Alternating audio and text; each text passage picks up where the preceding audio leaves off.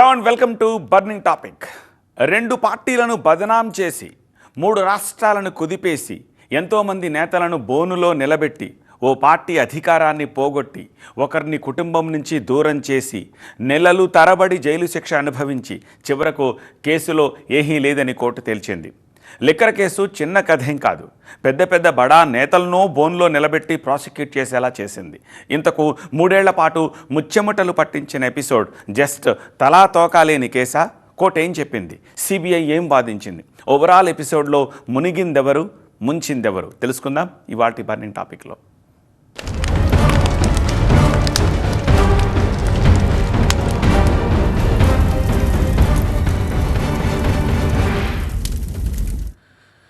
మొత్తానికి మత్తు వదిలింది. ఇన్నాళ్ళు అంటుకున్న బురద తొలగి కడిగిన ముత్యంలా వాళ్ళంతా బయటపడ్డారు. అసలు సాక్ష్యాలు లేని కేసుపై ఎందుకు ఇన్ని రోజులు దర్యాప్తు కొనసాగింది? నిజంగానే పొలిటికల్ వెండెట్టాలో వాళ్లను టార్గెట్ చేశారా? ఆధారాలను నాశనం చేయడంతోనే బోనులో నిలబెట్టలేకపోయారా? ఢిల్లీ లిక్కర్ డ్రామాలో ఎవరు పాత్రధారులు, ఎవరు సూత్రధారులు? ఢిల్లీ లిక్కర్ కేసు 3 ఏళ్లుగా ముచ్చెమటలు పట్టించింది. 3 చెరువుల నీళ్లు తాగించింది. ఢిల్లీ నుంచి తెలుగు రాష్ట్రాల గల్లీ దాకా చుక్కలు చూపించింది. ఆరోపణలు ఎదుర్కొన్న నేతలను పరుగులు పెట్టించింది. ఎన్నో నిందలు మోపింది. కుటుంబాల మధ్య అగాధాన్ని పెంచింది. ముఖ్యమంత్రులను, మంత్రులను, మన తెలుగు నేతలను జైల్లో పెట్టించి నిందలు పాలు చేసింది. ప్రజల్లో పలుచన చేసింది. చివరకు కేసు కథ కంచికి చేరింది. దోషులు తేలలేదు, అందరూ నిర్దోషులే. మొత్తానికి కోర్టు తీర్పుతో మత్తైతే వదిలింది. మొదటి నుంచి అభియోగాలు మోపబడ్డ వారందరూ చెబుతున్న మాట ఒక్కటే, ఆధారాలు లేకుండానే తమపై నిందలు మోపారని, చివరకు న్యాయమే గెలుస్తుందని, పొలిటికల్ వెండెట్టాలో తమను టార్గెట్ చేశారని, కడిగిన ముత్యంలా బయటకొచ్చేస్తామని. అడిగిన ముఖ్యంగా బయటకు వస్తాను, నేను టెంపరీగా జైల్లో ఇలా ధీమాగా చెబుతూ ధీమాగానే విచారణకు వెళ్తూ నిందలను ఎదుర్కొంటూ కోర్టు మెట్లెక్కారు. జైలు గోడల మధ్య నలిగారు. కుటుంబాలకు, కన్న బిడ్డలకు దూరంగా బతికారు.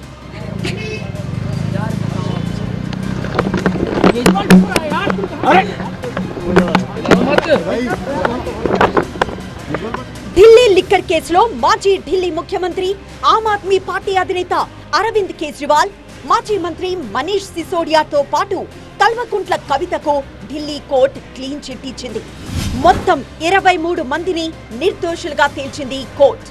సిసోడియా, కవితతో పాటు కుల్దీప్ సింగ్, నరేందర్ సింగ్, విజయ్ నాయర్, అభిషేక్ బోయిన్పల్లి, అరుణ్ పిళ్ళై, సమీర్ మహేంద్రు, అమన్దీప్ సింగ్ ఢాల్, అర్జున్ పాండే, బుచ్చిబాబు గోరంట్ల, రాజేష్ జోషి, దామోదర్ ప్రసాద్ శర్మ, ప్రిన్స్ కుమార్, అరవింద్ కుమార్ సింగ్, చన్ప్రీత్ సింగ్, అరవింద్ కేజ్రీవాల్, దుర్గేష్ పాఠక్, అమిత్ అరోరా, వినోద్ చౌహాన్, ఆశిష్ చంద్ మాథూర్, శరత్ రెడ్డి పేర్లున్నాయి.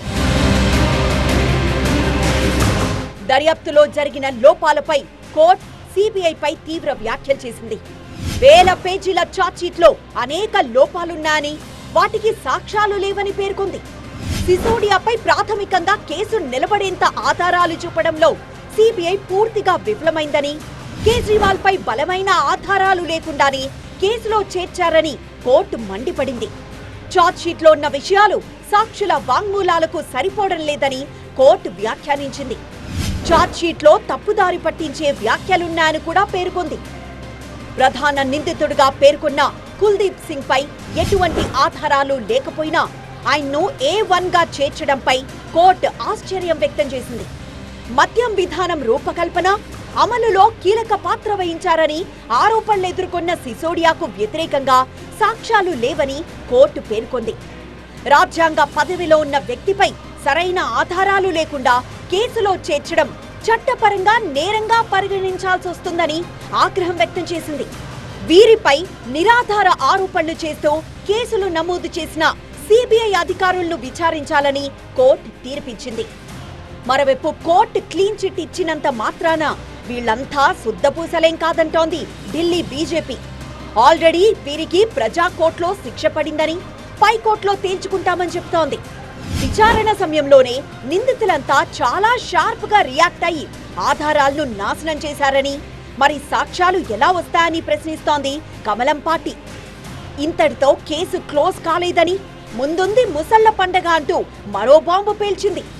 అంటే కేసు ఢిల్లీ కోర్టుతోనే క్లోజ్ కాదని ఇండైరెక్ట్ గా బీజేపీ నేతలు చెప్తున్న దాన్ని బట్టి చూస్తే సుప్రీంకోర్టుకు వెళ్లే యోచనలో ఉన్నట్లు తెలుస్తోంది. మరి ఆధారాలు లేని కేసు సుప్రీంకోర్టుకు వెళ్తే నిలుస్తుందా అన్న ప్రశ్నలు కూడా వినిపిస్తున్నాయి. మొత్తానికి 3 ఏళ్లుగా ఆప్ నేతలను నిద్ర లేకుండా చేసిన లిక్కర్ కేసు ప్రస్తుతానికైతే క్లోజ్ అయింది. కానీ సమాధానం దొరకని ప్రశ్నలు ఇంకా మిగిలే ఉన్నాయి. లిక్కర్ కేసు ఇప్పటికీ అర్థం కాని బ్రహ్మ పదార్థమై, అలాగని ఇలాంటి కేసుల్లో శిక్షలు పడతాయనుకోవడం కూడా మన భ్రమే అంటున్నారు విశ్లేషకులు. అయితే ఆధారాలు లేకుండానే సిబిఐ లాంటి అత్యున్నత దర్యాప్తు సంస్థ కేసును టేకప్ చేసి ఇన్ని రోజులు విచారణ చేస్తుందా అన్న ప్రశ్నలు కూడా వినిపిస్తున్నాయి. కోర్టు సిబిఐ దర్యాప్తును తప్పుపట్టడమే కాదు, సిబిఐనే విచారణ చేయాలని కూడా ఆదేశించింది. అసలు కొత్త లిక్కర్ పాలసీపై ఎందుకు అనుమానాలు వచ్చాయి? ఢిల్లీలో తీగలాగితే సౌత్ డొంక ఎందుకు కదిలింది? ఢిల్లీ లిక్కర్ పాలసీకి తెలుగు రాష్ట్రాల నేతలకు ఎలా లింక్ అయ్యింది? అది సిబిఐ ఎలా సింక్ చేసింది? ఢిల్లీ లిక్కర్ పాలసీ మద్యం వ్యాపారంలో నిర్మాణాత్మక మార్పులతో తీసుకొచ్చిన విధానమే ఢిల్లీ ఎక్సైజ్ పాలసీ. ఇది 2021 నవంబర్లో అమల్లోకి వచ్చింది. మామూలుగా 2021కి ముందు ప్రభుత్వ దుకాణాలు, ప్రైవేట్ దుకాణాలు కలిసి నియంత్రిత ధరలతో మద్యం అమ్మకాలు సాగేవి. కానీ కొత్త లిక్కర్ పాలసీ మాత్రం లిక్కర్ వ్యాపారాన్ని పూర్తిగా ప్రైవేటు పరం చేసింది. ఢిల్లీ ప్రభుత్వం విక్రయాల నుంచి తప్పుకుంది. అంటే ధరలపై ఎలాంటి నియంత్రణ ఉండదు. ప్రైవేట్ దుకాణదారులదే ఫైనల్ డెసిషన్. ఢిల్లీని రీటైల్ జోన్లుగా విభజించి వాటిని ప్రైవేట్ ఆపరేటర్లకు వేలం వేసింది. లైసెన్సుదారులకు ధరలు నిర్ణయించడంలో పూర్తి స్వేచ్ఛనిచ్చింది. కొత్త పాలసీ ప్రకారం సప్లై చైన్ స్ట్రక్చర్ కూడా మార్చారు. తయారీదారులు హోల్సేల్స్ గా పనిచేయకుండా రూల్ పెట్టారు. రీటైల్ షాప్స్ తప్పనిసరిగా ఇండిపెండెంట్ హోల్సేలర్స్ నుంచే స్టాక్ కొనాలని కండిషన్ పెట్టారు. ప్రొడక్షన్ నుంచి రీటైల్ వరకు ఒకే నెట్వర్క్ కంట్రోల్లో ఉండకూడదనే ఐడియాతో ఈ సిస్టమ్ను ఆప్ సర్కార్ డిజైన్ చేసింది. ఈ పాలసీ ద్వారా ప్రభుత్వం 3 మెయిన్ గోల్స్ పెట్టుకుంది. నంబర్ 1, ఎక్సైజ్ రెవెన్యూ పెంచడం. నంబర్ 2, లిక్కర్ డిస్ట్రిబ్యూషన్ లో పారదర్శకత ఉండేలా చూడడం. నంబర్ 3, ఇల్లీగల్ లిక్కర్ సేల్స్ తగ్గించడం. ఇలా 3 లక్ష్యాలతో ఈ పాలసీ 2021 నుంచి 2022 జులై వరకు అమలైంది. అయితే కొత్త పాలసీపై పెద్ద ఎత్తున విమర్శలు రావడంతో ప్రభుత్వం విత్డ్రా చేసుకుంది. Licence conditions, shop locations, approvals పై డిస్ప్యూట్స్ రావడంతో పాలసీపై ప్రభుత్వం వెనక్కి తగ్గింది. అయితే లిక్కర్ పాలసీపై ఎన్నో అనుమానాలను వ్యక్తం చేస్తూ Delhi chief secretary Naresh Kumar governor కు ఫిర్యాదు చేశారు. 2022 జులైలో నరేష్ కుమార్ రిపోర్ట్ సబ్మిట్ చేసిన తర్వాత ఇన్వెస్టిగేషన్ ప్రారంభమైంది. పాలసీ మేకింగ్, ఇంప్లిమెంటేషన్ ప్రాసెస్ లో ఎన్నో అవకతవకలున్నాయని రిపోర్ట్లో పేర్కొన్నారు. కొన్ని డెసిషన్స్ క్యాబినెట్ అప్రూవల్స్ లేకుండానే తీసుకున్నారన్న ఆరోపణలు కూడా వచ్చాయి. ప్రైవేట్ లైసెన్స్ హోల్డర్స్ కి అండర్ బెనిఫిట్ కలిగించేలా పాలసీని రూపొందించారని రిపోర్ట్లో పేర్కొన్నారు. గవర్నర్ ఆదేశాలతో ఒకేసారి 2 దర్యాప్తు సంస్థలు రంగంలోకి దిగాయి. అధికారాన్ని అడ్డం పెట్టుకుని అవకతవకలకు పాల్పడ్డం, అవినీతి, కుట్ర అంశాలపై సిబిఐ దర్యాప్తు చేపట్టగా మనీ లాండరింగ్ పై ఈడీ ఇన్వెస్టిగేషన్ మొదలైంది. దర్యాప్తు సంస్థల వర్షన్ ప్రకారం పాలసీ మేకింగ్ లో చేసిన చేంజెస్ కొన్ని సెలెక్టెడ్ లిక్కర్ హోల్సేలర్స్, రీటైలర్స్ కు బెనిఫిట్ కలిగించేలా ఉన్నాయని, టెండర్ ప్రాసెస్ లోనూ లైసెన్స్ ఫీజ్ స్ట్రక్చర్ లోనూ చేంజెస్ జరిగాయని, అర్హత నియమాల్ని కూడా వారికి అనుగుణంగా మార్చారని, అడ్మినిస్ట్రేషన్ ప్రొసీడింగ్స్ ఫాలో కాలేదని సిబిఐ ఆరోపించింది.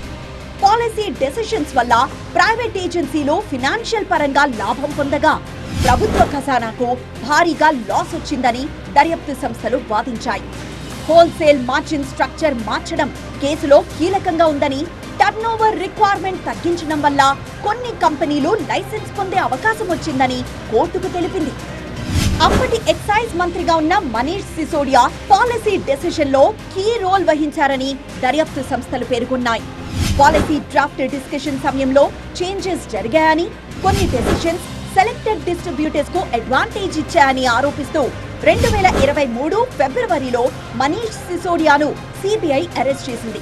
తర్వాత మనీ లాండరింగ్ కేసులోనూ అరెస్ట్ చేశారు. అయితే కేబినెట్ నిర్ణయాల ప్రకారమే పాలసీ తీసుకొచ్చారని, ఇల్లీగల్ పేమెంట్ తీసుకున్నట్లు ఎక్కడా ఆధారాలు లేవని డిఫెన్స్ వాదించింది. మొదట ఎఫ్ఐఆర్ లో పేరు లేకపోయినా లేటెస్ట్ స్టేజ్ లో అరవింద్ కేజ్రీవాల్ పై కూడా అలిగేషన్స్ వచ్చాయి. కొన్ని బిజినెస్ గ్రూప్స్ కి పాలసీ బెనిఫిట్స్ ఇవ్వడానికి కుట్ర జరిగిందని ఇన్వెస్టిగేషన్ ఏజెన్సీస్ ఆరోపిస్తూ కేజ్రీవాల్ ను 2024 మార్చిలో ఈడీ అరెస్ట్ చేయగా, అదే ఏడాది జూన్ లో సిబిఐ కూడా అరెస్ట్ చేసింది. మరోవైపు ఢిల్లీ కొత్త మద్యం పాలసీ ఆ రాష్ట్రానికి సంబంధించిందే అయినా దక్షిణాదికి చెందిన పలువురు రాజకీయ నాయకులతో పాటు వారి సన్నిహితులకు కూడా ఈ అవినీతి అక్రమాల్లో సంబంధం ఉందని దర్యాప్తు సంస్థలు ఛార్జ్షీట్లో పేర్కొన్నాయి. ముఖ్యంగా తెలంగాణ నుండి కవిత, ఆమె భర్తకు కూడా ఇందులో పాత్ర ఉందంటూ సిబిఐ, ఈడీలు ఛార్జ్షీటుల్లో పలుమార్లు ప్రస్తావించింది. మాగుంట శ్రీనివాస్ రెడ్డితో పాటు ఆయన కుమారుడికి కూడా సంబంధం ఉన్నట్లు ఆరోపణలున్నాయి. వందల కోట్ల రూపాయలు చేతులు మారినట్లు వార్తలొచ్చాయి. ఇందులో తెర వెనక ఉండి తమ సన్నిహితుల ద్వారా కథంతా నడిపినట్లు దర్యాప్తు సంస్థలు ఆరోపించాయి. పాలసీ రూపకల్పన సమయంలోనే ఎమ్మెల్సీ కవిత ప్రతినిధులుగా అరుణ్ రామచంద్ర పిళ్ళై, అభిషేక్ బోయినపల్లి, ఆడిటర్ బుచ్చిబాబు వ్యవహరించారని ఈడీ వెల్లడించింది. ఇండో స్పిరిట్స్ కంపెనీలో భాగస్వామిగా చేరేందుకు కవిత ఆసక్తి చూపినట్లు ఈడీ పేర్కొంది. Kavitha, Magunta Srinivasulu Reddy, Aurobindo pharma director Sarath Chandra Reddy, Mutha Gautam south group పేరుతో ఒక్కటైనట్లు పేర్కొంది. ఢిల్లీలోని ఓబరాయ్ హోటల్లో జరిగిన సమావేశంలో కవితతో చర్చించి 65% వాటాలకు సమీర్ మహేంద్రో అంగీకరించినట్లు ఈడీ కోర్టుకిచ్చిన నివేదికలో వివరించింది. నిందితుల్లో పలువురు ఈ కేసులో సాక్ష్యాధారాలు దొరకకుండా ఉండేందుకు కోట్ల రూపాయల విలువ చేసే మొబైల్ ఫోన్లు, ల్యాప్టాప్లు ధ్వంసం చేశారని, ఎప్పటికప్పుడు కొత్త ఫోన్లు, సిమ్ కార్డులు మార్చారని దర్యాప్తు సంస్థలు వాటి నెంబర్లతో సహా ఛార్జ్షీట్లలో పేర్కొన్నాయి. ఇప్పుడేళ్లు ఎన్ని సంచలనాలు, ఎన్ని అవమానాలు, ఎన్ని కేసులు, ఎన్ని వేల పేజీల ఛార్జ్షీట్లు, సిబిఐ హడావుడి, ఈడీ దూకుడు, ఇదంతా చూసి ఏదో జరుగుతోందన్న భావన ప్రజల్లో బలంగా వెళ్ళింది. అందుకే ఢిల్లీలో ఆప్ క్రేజ్ కరిగిపోయింది. ఇక్కడ కవిత పొలిటికల్ కెరియర్ పైన చెరగని మచ్చపడింది. పైకి కనిపించినంత ఈజీ కాదు ఈ కేసు నుంచి నేతలు బయటపడడం. అసలు లిక్కర్ కేసు 3 రాష్ట్రాల్లో ఎలా భూకంపం సృష్టించిందో ఇప్పుడు చూద్దాం.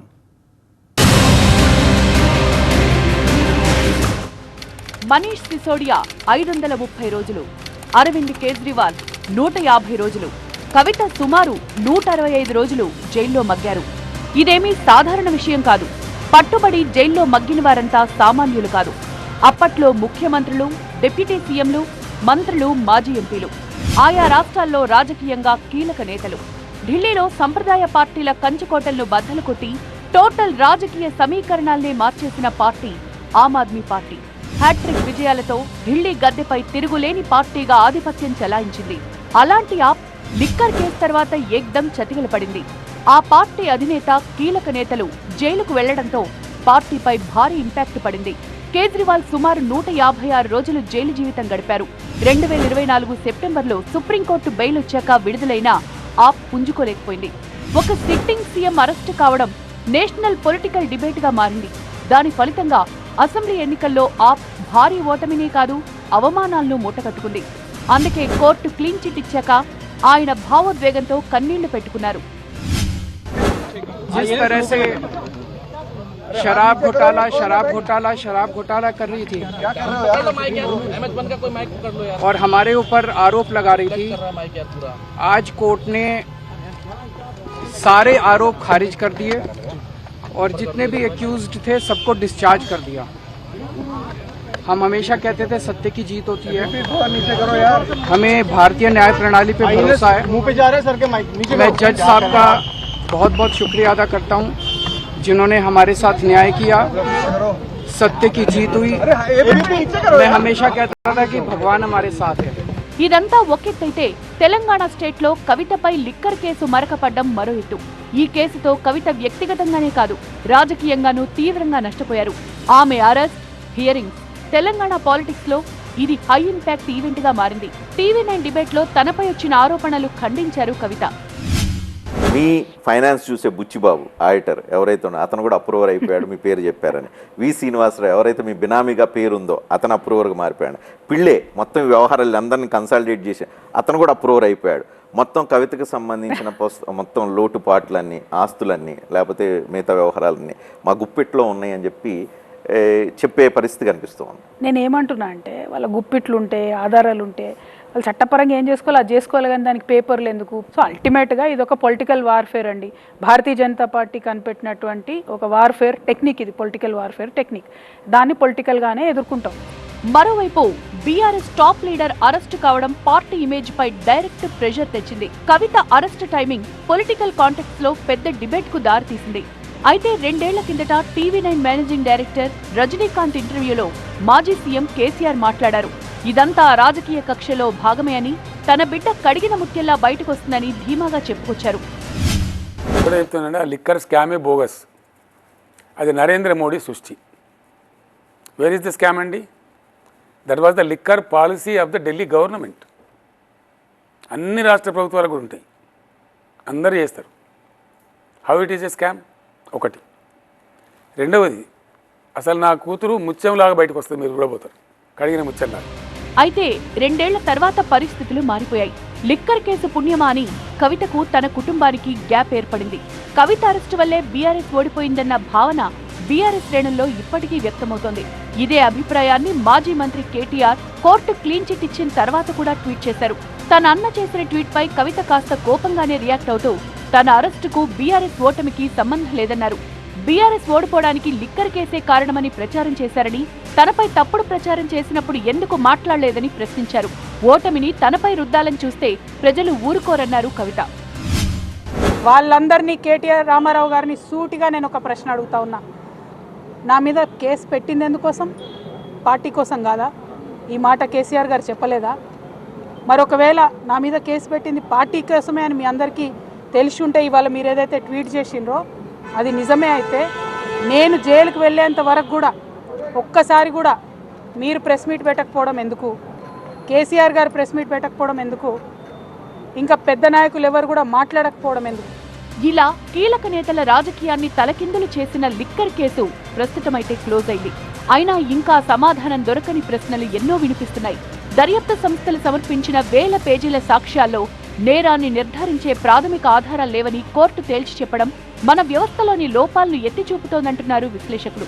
అరవింద్ కేజ్రీవాల్, మనీష్ సిసోడియా, కల్వకుంట్ల కవిత వంటి నేతలు నెలల తరబడి జైలు శిక్ష అనుభవించడం వెనుకున్న ప్రధాన కారణం మనీ లాండరింగ్ నిరోధక చట్టంలోని కఠినమైన నిబంధనలే. ఈ చట్టం కింద ఒక వ్యక్తిని అరెస్టు చేస్తే వారు నిర్దోషులను నిరూపించుకునే భారం నిందితులపైనే ఉంటుంది. దీనివల్ల విచారణ పూర్తి కాకముందే శిక్షగా పరిణమించే సుదీర్ఘ జైలు జీవితాన్ని వారు గడపాల్సొచ్చింది.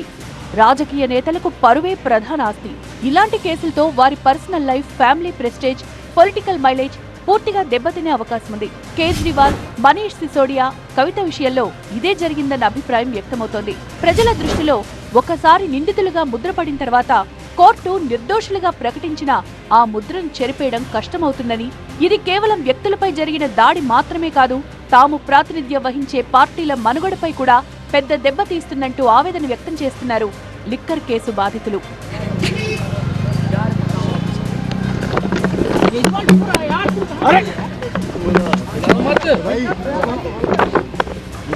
మరోవైపు లిక్కర్ కేసుపై ట్రయల్ కోర్టు క్లీన్ చిట్ ఇచ్చినంత మాత్రాన అప్పుడే కేసు ముగిసినట్లు కాదు.